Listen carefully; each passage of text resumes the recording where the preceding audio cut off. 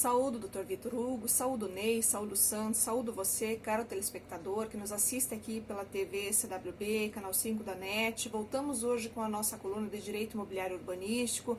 Vamos tratar um pouquinho hoje da REURB, vamos distinguir em verdade aqui as modalidades dentro da REURB, que é a nossa regularização fundiária urbana, ali instituída na Lei 13.465 de 2017, muito embora já não tenha ou não seja nenhuma debutante no sentido prático, né?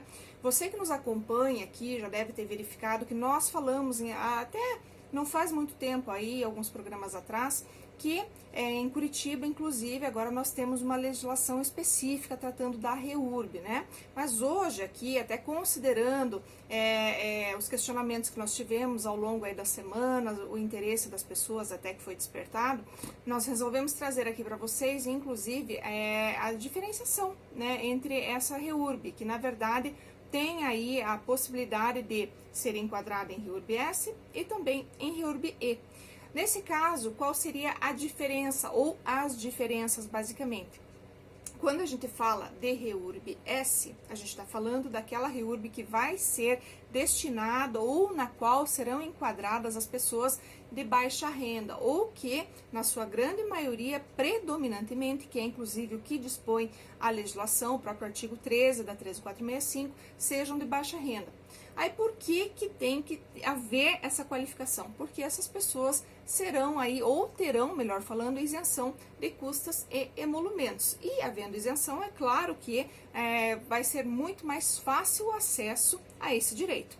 Mas claro que quando eu falo da REURB específica, que é a REURB-E, eu também, que é o de interesse específico, eu posso também ter a regularização sem problema nenhum. A única diferença na prática seria mais realmente essa questão aí voltada aos custos, né, que nós teríamos aí, esse pagamento aí dessas custas, emolumentos e afins. Então o poder público vai dizer para nós quem é ou quem estará enquadrado nas REURB, sejam ela então S ou então E.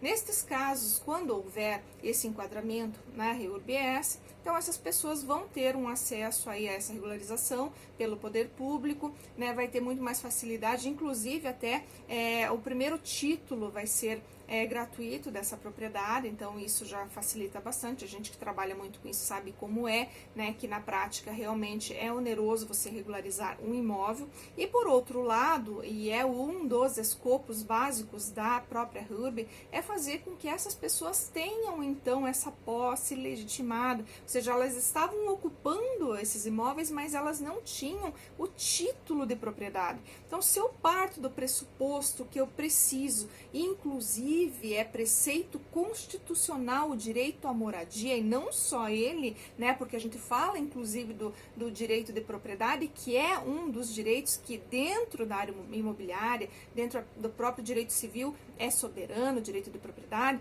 eu tenho que buscar atribuir a partir de algum instituto jurídico essa titularidade. Então a 13.465 ela atende muito essa finalidade, muito embora, claro, existam críticas, isso eu não posso falar para vocês que não existem. Existem críticas a respeito, porque nem sempre a interpretação que se dá é a que deveria existir ou que deveria ocorrer na prática. Existem alegações de inconstitucionalidade, mas de qualquer sorte, nós temos aí vários benefícios nessa legislação que merecem e devem ser devidamente explorados, porque mais do que qualquer coisa, nós com a REURB estamos satisfazendo anseios constitucionais. É dignidade da pessoa humana que a gente consegue atender, é direito à moradia, enfim, acesso, direito à propriedade, né? Então, assim, são várias questões que nós conseguimos atender com essa legislação de forma específica. Então, claro, daí você vai me dizer, tá, então, assim, basicamente, se eu tenho uma REURB-S que vai atender o interesse das pessoas que são predominantemente de baixa renda,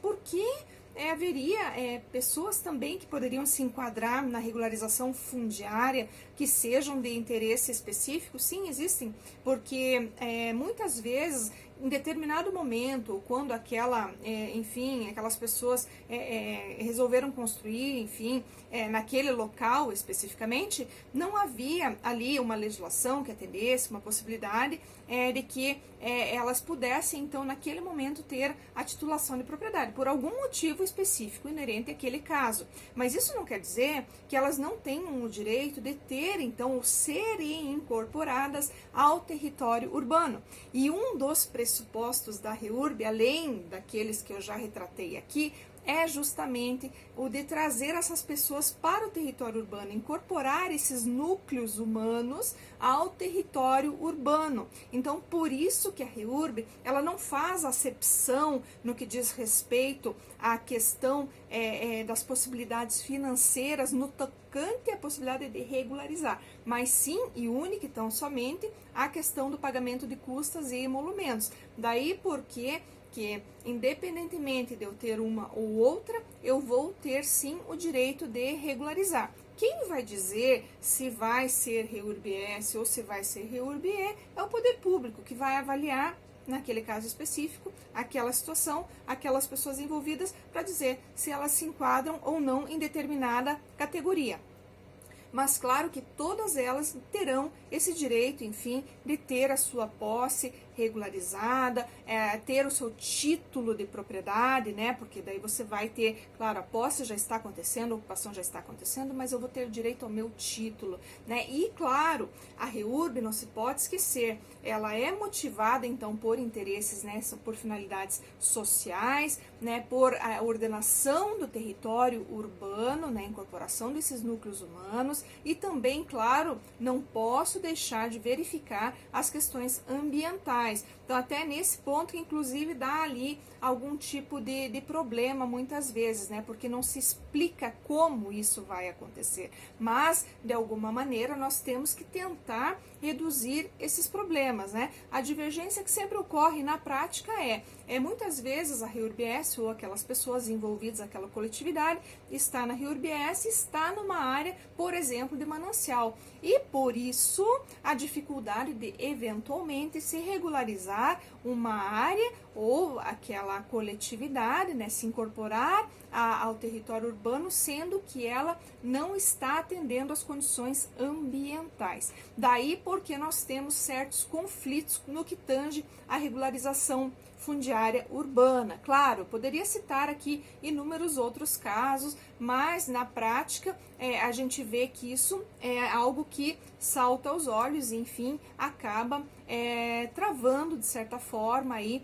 algumas regularizações. Mas, de toda sorte, o Instituto Jurídico é importantíssimo, não é novo, como disse para vocês, já veio lá da Constituição de 1988, ele já deu os primeiros passos ali com a função social da propriedade, né? Ensaiamos também, claro, ali na própria Estatuto da Cidade, nós tivemos ali um instituto ele sendo invocado como regularização fundiária, e agora na 13465, com muito mais força, veio justamente nesse ânimo, até para que nós conseguíssemos resolver o problema de forma macro, porque até então nós tínhamos a usucapião, inclusive a usucapião até extrajudicial, que veio ali com o CPC de 15, mas de qualquer sorte, com mais força, veio agora a 13465, trazendo então, claro, a REURB, né, com enfim, várias possibilidades, que permitem fazer com que essas pessoas então tenham o seu direito à moradia sendo de fato legitimado pela titulação da propriedade, o que é bastante relevante,